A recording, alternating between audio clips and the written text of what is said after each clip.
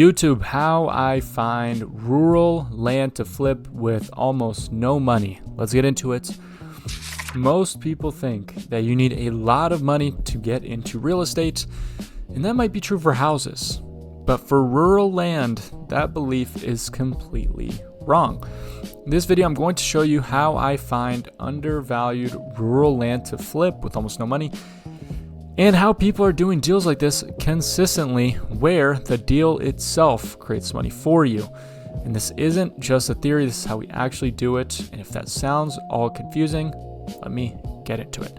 If you guys don't know who I am, my name is Levi. I'm the co-owner of MMC Land, where we buy and sell vacant land parcels across multiple states. Last year, we did around 30 land deals in 2025, and many of those started small.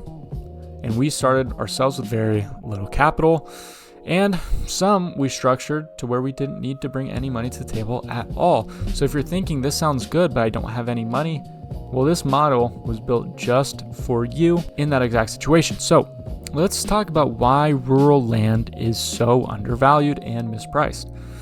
Here's the thing, it's not priced efficiently because there's no perfect comp on every street. And on top of that, most rural land is either inherited, owned by out-of-state or out-of-county sellers, sitting absolutely unused even if they've owned it for 10 plus years, and it's usually producing no income from someone. In fact, most of the time they're just paying their property taxes each year. And here's the key, because for all of these reasons I just named, counties often assess rural land at very low values. And so you can go look up the assessed value of a property, pull real sold comps from just in the same subdivision, and a lot of the times you can see a wildly different number depending on where you are. And so this disconnect is exactly where undervalued deals come from, right? So step one is finding the right counties to do this sort of arbitrage in. So I don't just randomly pick counties. I look for a couple different things. So I look for very rural counties that are typically 2 to 3 counties removed from a big city. And so think of Atlanta, for example, one of the biggest cities in the world. If you go one county out of the main county in Atlanta, which I believe is DeKalb, and there's like another one that makes up Atlanta. If you go one away, it's not super rural, you're not going to see this. But if you go 2, 3 counties away, you're going to start seeing land rapidly decrease in assessed values. That's because in a lot of these counties, there's a much lower population density and there's minimal zoning restrictions. And so these are the places where big investors aren't looking, sellers aren't emotionally attached to their land because they don't live nearby it at all, and buyers want affordability because it's either too expensive to live in the city anymore or they just want a place to go to on the weekends to camp. Right? And so low competition is the goal, and that's what you get here. You're essentially just getting the crumbs while everyone else fights over the huge 70 acres that they want to subdivide. All right, guys, quick side note. If you have any questions on how to pick counties, tools, or anything I use, or just anything I'm talking about that I'm covering here, you can DM me on Instagram. You can see my Instagram at the bottom of the screen. I answer all my DMs on there that I get. So yeah, you can ask me anything. I'll answer. And if you want a much deeper step-by-step breakdown, I have a school community where we go into the entire business model, market selection, deal analysis, outreach, disposition, everything. So I'll leave the link down below so you guys can check out both of those. All right, back to it. So guys, step 2, using data and not just guessing. So when I pick a county, I filter for vacant land. I like smaller parcels because those are the parcels that are typically not assessed well. I usually like out-of-county owners, and I like these things because these sellers haven't looked at the land in years, typically more open to offers, and sometimes they just want it gone because they want money. So it's not about applying a ton of pressure, it's just about finding motivated sellers. And so step 3. Off-market outreach. We don't wait for people to go list their properties on Zillow or, just on the MLS in general. We go off-market. We cold call, send mail, send texts, and, we just typically ask if people are selling their land because that's all you need to do. If someone's interested, you can talk to them about it. Maybe you can work out a deal, right?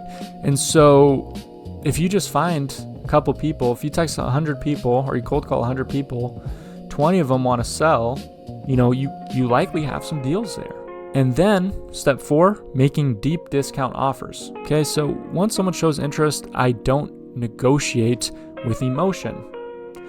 I sell the dream of getting them their money once I identify what they want the money for, and I use actual data to support my offer. So sometimes you have real sold comps that are actually on your side.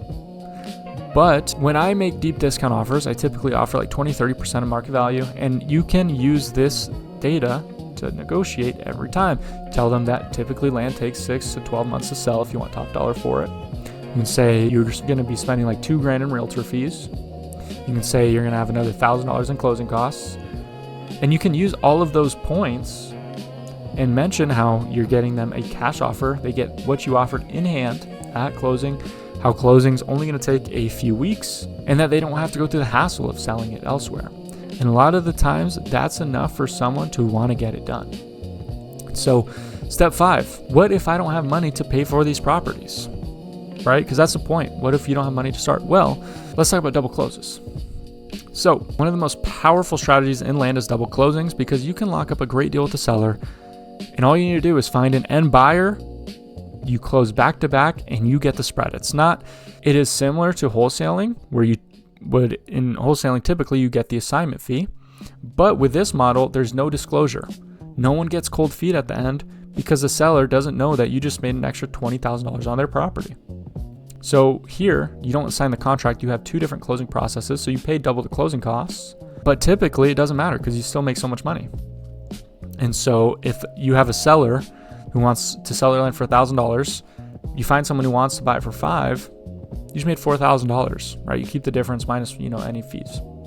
And so I've personally also bought multiple parcels for under $1,000. So these low ticket parcels, you can still collect with very little money if you want to buy them yourselves. And here's the thing that most beginners don't realize. On top of those 2 strategies, joint venture funders love land deals because they sell very quickly. You don't need to go and wait 2 months to fix the house to be able to sell it.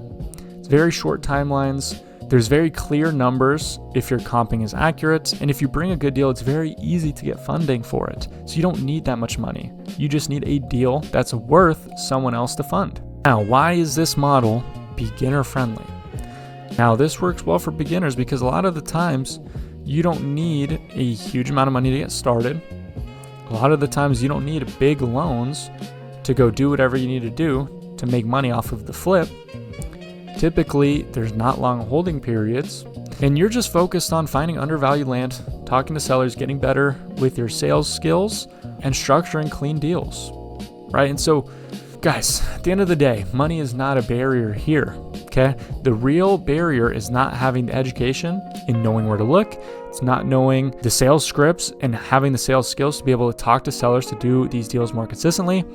And it's not knowing how to structure deals and find end buyers. So that's how I find undervalued land to flip, okay? Even when I had very little money just starting out. So if you want to go deeper, like I said, feel free to DM me on Instagram, check out my school community, and subscribe for more real tips that I actually use in my business. I post case studies, I review different land software, stuff like that.